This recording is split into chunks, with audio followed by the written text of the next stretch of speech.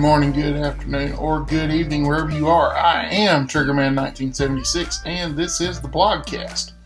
In this episode, we are returning to a series that's been on hiatus for a while. And that series is something I titled TLDR, and this is episode 4 of that series, which is a study of Paul's Epistle to the Romans titled Living Life in Light of the Gospel. I'll be sure and post a link to the series below in the description, which includes detailed exegesis of the text. In this episode, we'll be looking at verses 16 and 17 of Romans 1. So, without any further ado, after ending verse 15 of chapter 1 with a statement that Paul is eager to preach the gospel to the church in Rome, he writes, "For I am not ashamed of the gospel, for it is the power of God for salvation to everyone who believes, to the Jew first, and also to the Greek. For in it the righteousness of God is revealed from faith for faith, as it is written, the righteous shall live by faith." Paul begins what is often referred to by most commentators as the epistle's thesis statement, with the curious statement, "He is not ashamed of the gospel," which should immediately cause the reader to pause and ask, why should Paul be ashamed of the gospel? Is there something about the gospel that is perhaps controversial? Well, think about it. What is the central proclamation of the gospel? The best idea of what Paul considered to be central to gospel proclamation is found in 1 Corinthians 15, where he writes, that Christ died for our sins in accordance with the Scriptures, that he was buried, and he was raised on the third day in accordance with the Scriptures. Jesus' death and resurrection are the central elements to the gospel, but that still doesn't answer our question.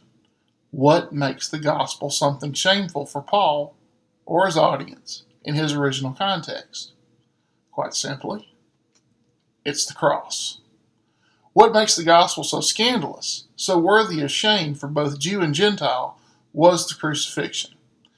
In it, Jesus died, rejected, outcast. Crucifixion wasn't just about death.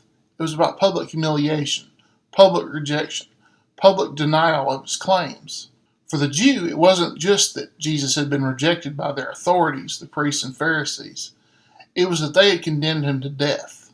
They considered Jesus to be so bad for Israel that they demanded a murderer to be released just so that he could be killed.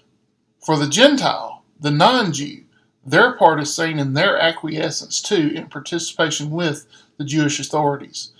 The whole world, by the action of their leaders, had shoved a huge middle finger in the face of God and rejected his son. And while the world, when they had put that stone over the entrance to the tomb, thought the whole affair was over, God had a different plan, because by what they had done, God would undo, and what they had put to shame, he would use to shame them. And for all who believe, the gospel is the power of God unto salvation.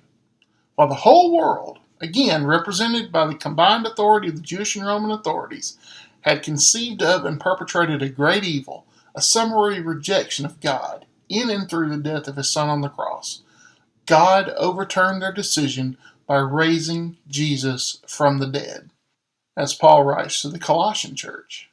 And you, who were dead in your trespasses and the uncircumcision of your flesh, God made alive together with him, having forgiven us all our trespasses, by canceling the record of debt that stood against us with its legal demands. This he set aside, nailing it to the cross. He disarmed the rulers and authorities and put them to open shame by triumphing over them in him. Well, that's all for this episode of TLDR. Again, I'm Triggerman1976, and you can follow me on X and Instagram at Triggerman1976. If you like this video, please give it a thumbs up. If you found it useful, please share it with your friends. And if you don't mind, subscribe. Don't forget, links are down in the description. And until next time, friends, God bless, take care, and above all, thanks for watching.